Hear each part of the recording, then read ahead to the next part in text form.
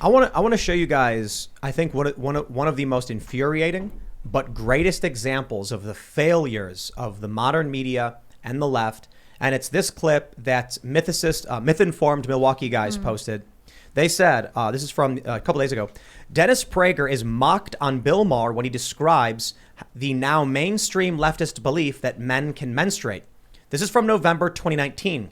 Queer theory and critical race theory ideology are so radical and incoherent, one risks looking crazy pointing them out. I want to play this. Let me get the audio fixed. I always do that. I always have the audio set to the wrong setting. But let me get this audio properly and then... Wing lie. We're talking about degrees. To say that men can menstruate is a lie. And that is what is said. Wait. Where did that? You never heard it. Right, okay. Check it out, folks. Check it out.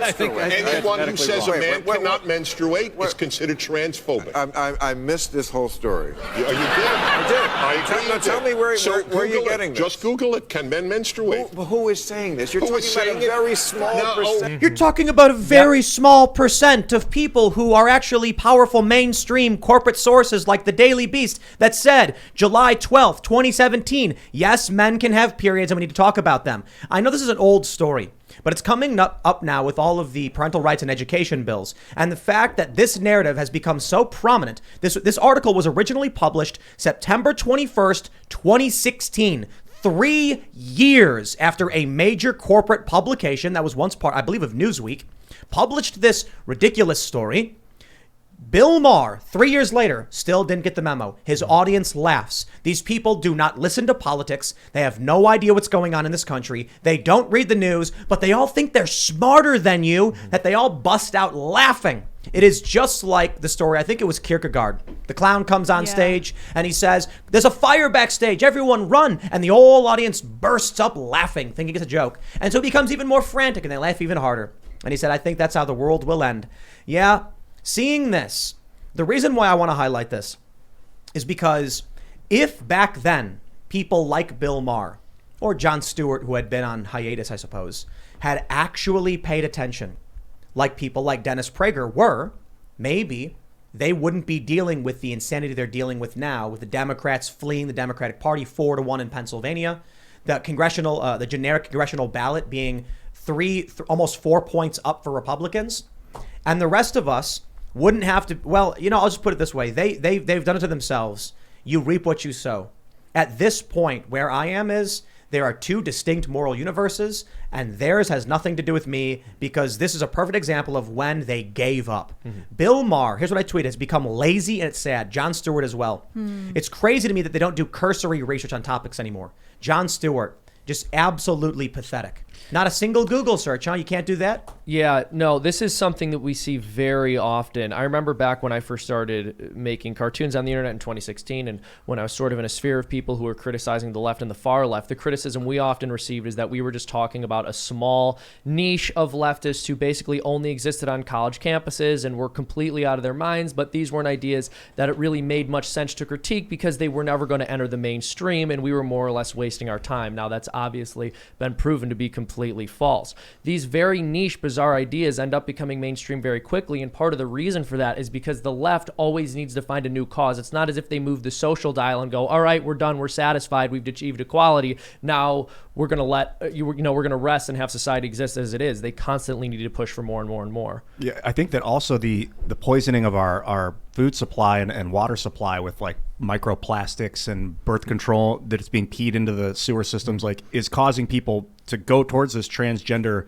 state of being. And so it's that also is adding on to the rhetoric. I think that's a myth. I think that's greatly over-exaggerated. I want to see more research. Because we did talk about it. I think social manipulation, ideological manipulation. I think the fact that you have some people who are the epitome of follower and they'll just go along with whatever. I mean, how many people watched that episode of Bill Maher and laughed along with him thinking he was the smart one in the room when he was just dead wrong? And they follow along with that for years. And now these stories that were published in the corporate press 6-7 years ago are now in the forefront in our schools. Now these are the parents, these liberal parents in Loudoun County who are now freaking out and voting Republican. These suburban moms who are starting to wake up and freak out because they watch shows like that. So I think indoctrination, manipulation, but pure laziness from bad leaders. I'll say, in a little bit of defense of Bill Maher, I have a lot of criticism of Bill Maher, but Prager came at him and kind of blindsided him with that data, and neither of them could back it up. Like, Bill asked him, where'd you get that data? Who said that? And Dennis didn't have an answer. He didn't say the Daily Beast. He should have quoted the article if he's going to bring it up. So I suppose the issue I had was with Dennis is that he was heated when he said it. If he presented it in a more calm demeanor, it wouldn't have elicited the same response.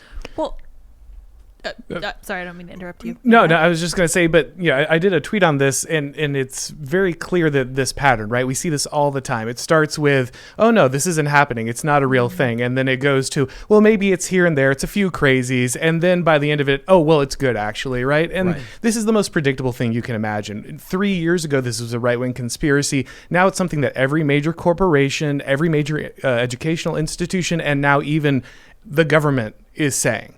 This is the most predictable thing in the world. And the amazing thing about this is that Bill Maher, this will not change his priors at all.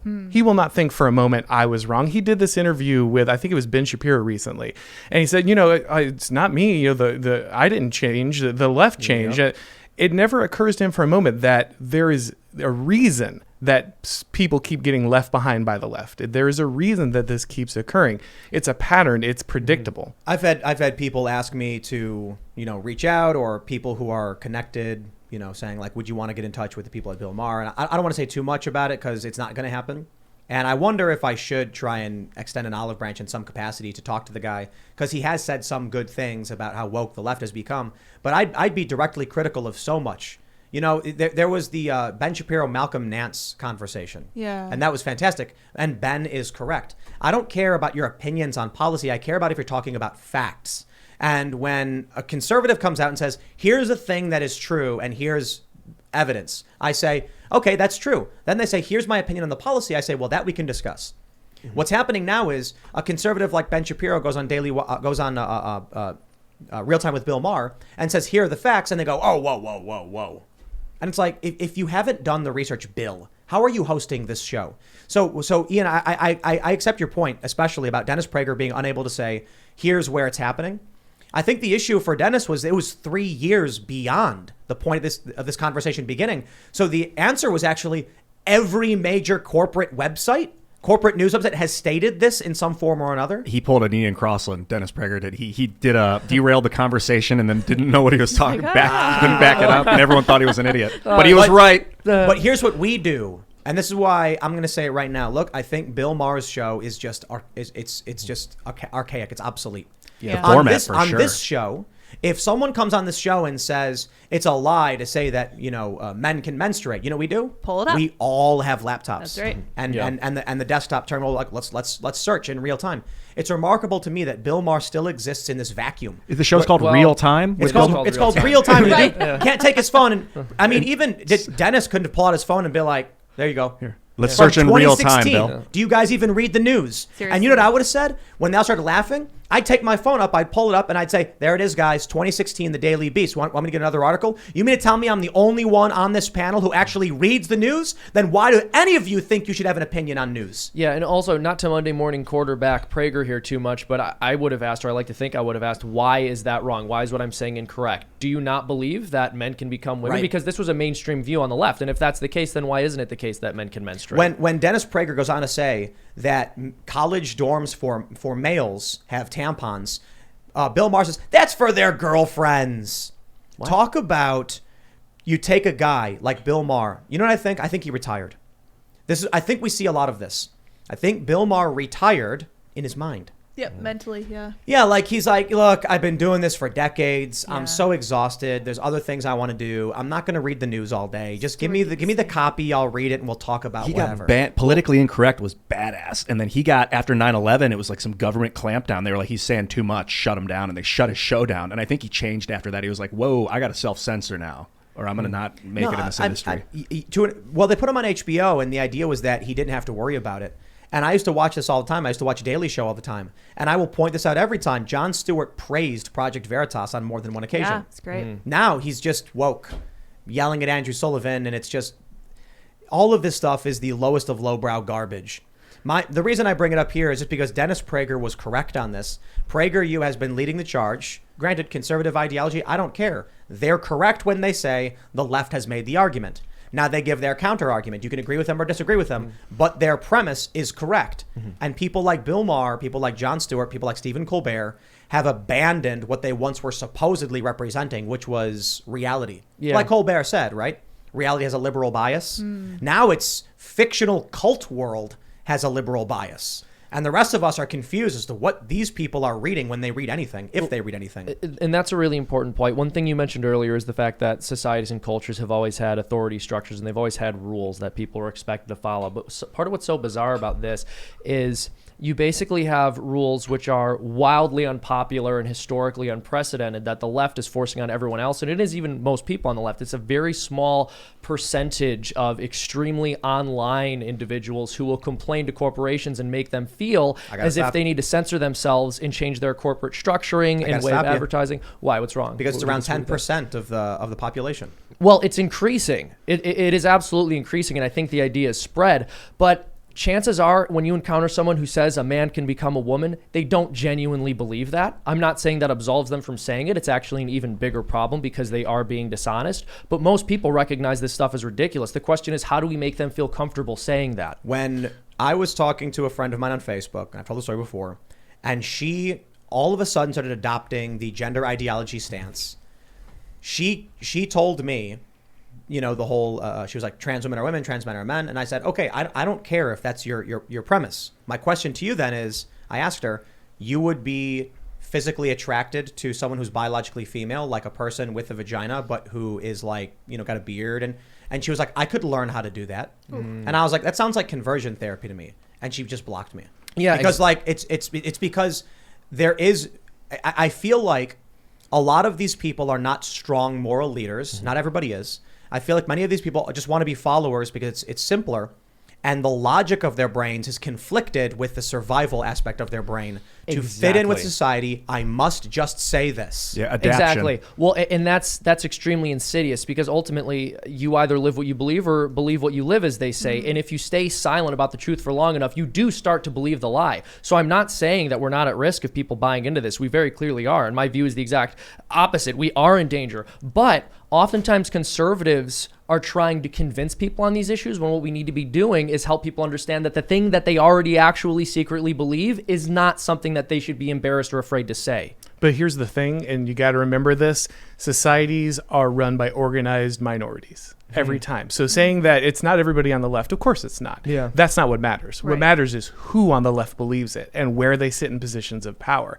There's a reason everyone is adopting this stuff. It's not because they necessarily believe it right away, but eventually they do believe it. I think they do eventually genuinely take it on board because they understand this received morality is advantageous in our society. They know that. And so that's why people will do like Tim was talking about. They will go out and they will alter their belief system because the people who are important are telling them what is going to come next, what is going to be signaled as positive, what is going to increase their standing, and what's going to make it easier for them to get along with what's actually going to be moral.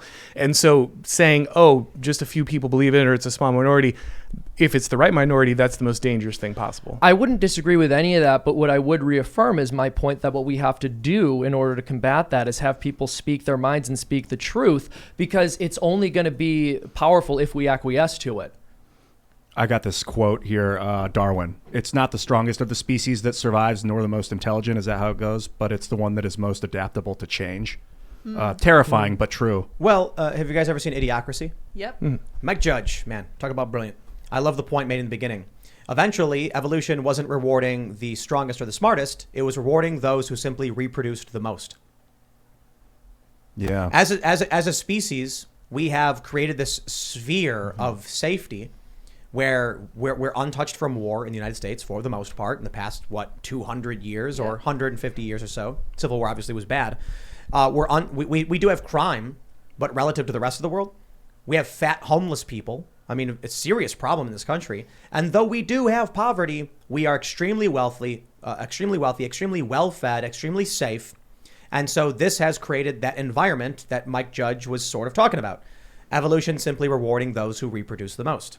But in this case, it's ideological reproduction. Exactly. Yeah, I mean, it's just the ideas that become the most popular that end up governing your society. Now, I'm very optimistic in some sense. I believe that ultimately, in the final analysis, the truth wins, but your society has no guarantee of existing forever. In a more like Darwinist previous iteration of our civilization, less technologically advanced, the strongest and the smartest would survive by nature of their ideology. Working together, having strong families, having strong communities, being armed. Now everything's so safe. The ideology that's becoming more powerful and dominant is deconstructivist, is reductivist. It's a blank slate. It's deconstruction. Yes. It's breaking everything apart. Now, that can exist because we're in such a magnificent bubble of wealth and security until they destroy it by deconstructing it. And then it's going to be just pure chaos, man. Like the food shortages that are coming. Yes. The product of electing someone like Joe Biden out of sheer ignorance, resulting in the chaos that we've had over the past year. I am developing the probably highly unpopular opinion, and you're welcome to pitch in on this if you think along the same lines, that we desperately need some form of hardship to make us realize that our imagined difficulties are just that. They're completely imaginary. We have much bigger things to worry about. We've just never had to worry or even think about our survival. We don't know where our food comes from. That's a huge problem we're about to learn. That's troubling. I think it's what we need. That's the amazing thing, too. Like, I visited farms.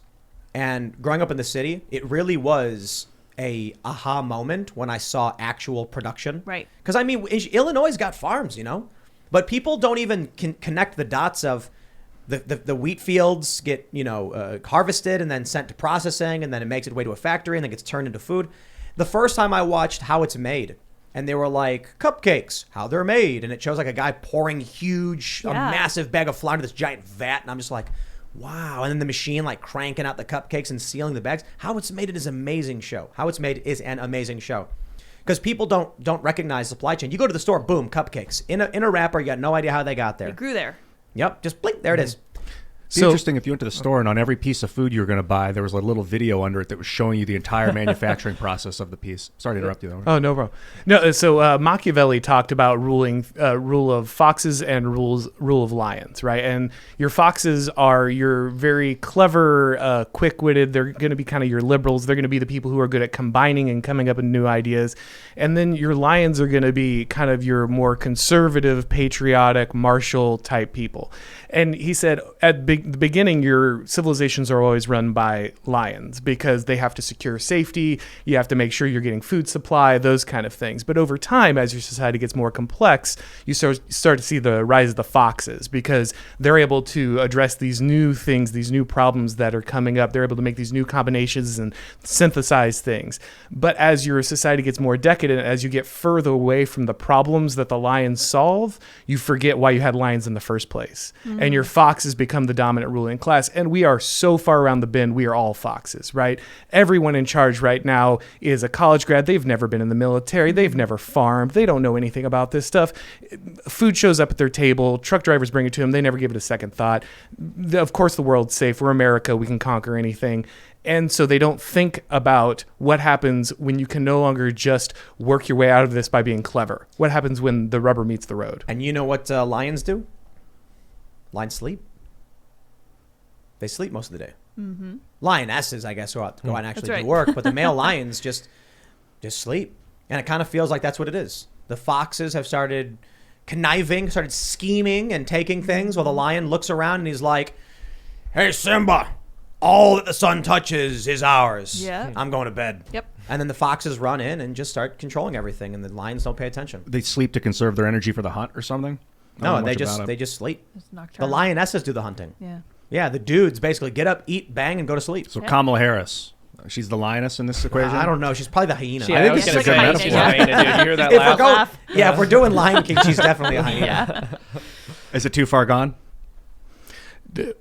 I think the system's going to have to go through some serious hard times and probably a little bit of collapse before people realize the issue. Mm-hmm. I think that we've been trained to believe that experts are the key, right? You got to have an expert for everything. You need to have a person who has a particular degree and has enough doctorates, enough credentials, and they're the ones that solve everything. Everything is solvable through like this kind of managerial scientific system.